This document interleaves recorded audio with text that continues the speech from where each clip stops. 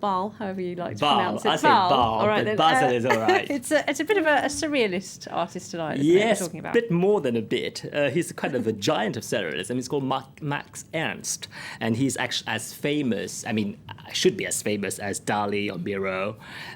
He has a retrospective at Fondation Beyeler, this beautiful foundation, this beautiful venue at Basle.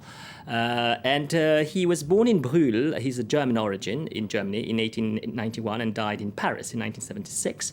He is a surrealist. What is surrealism? Theorized by André Breton, is a pure psychic automatism whereby one proposes to express verbally in writing or any other manner the true workings of the mind. To say in fewer words, it's a lot about dreams, about fantasies. Yes, they look quite dreamlike. So dreamy fantasies, female bodies, not completely whole. Sometimes they're headless, but it's about fantasies. Freud was a very important, his theory, Freud's theory, and the subconscious was very important for the surrealist.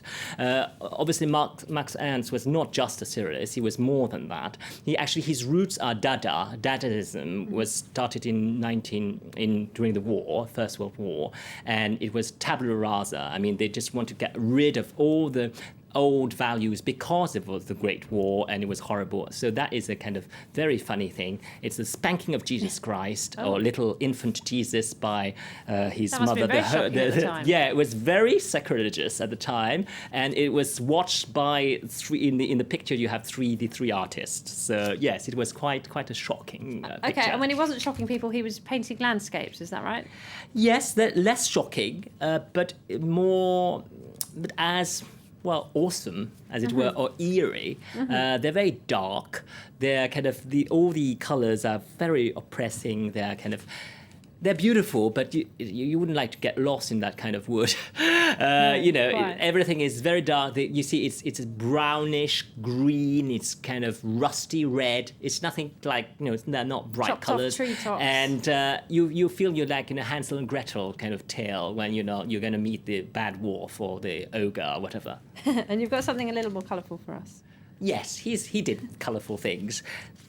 Not that, a bit freaky too, but the Triumph of Surrealism is a great picture of his, where you can see a kind of monstrous creature, and very colourful, very much again, about fantasies, about dreams, about your violence, you see these beautiful, women here, you don't know who they are, it's always kind of very strange, but it is, and these Demons fantastic, and forest and landscapes and cities, surrealist cities.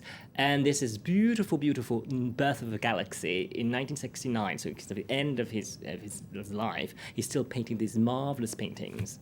Okay, and you've got something, an exhibition here in Paris. Yes, a bit closer to us.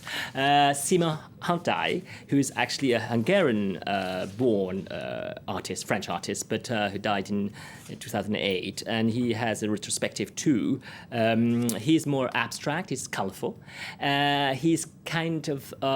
He's got a technique which is he creases up the sheet of paper, the canvas, put the colour, and it makes these patterns that are quite, interesting, beautiful, and you can just meditate, looking at them.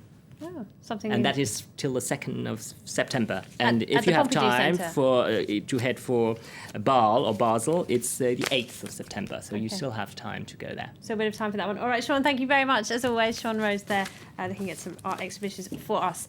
Now, time for a short break. When we come back, we'll be going back to Cairo. A lot of developments in Egypt tonight. The head of the army's calling for protests. General Al-Fattah al-Sisi, there he is there.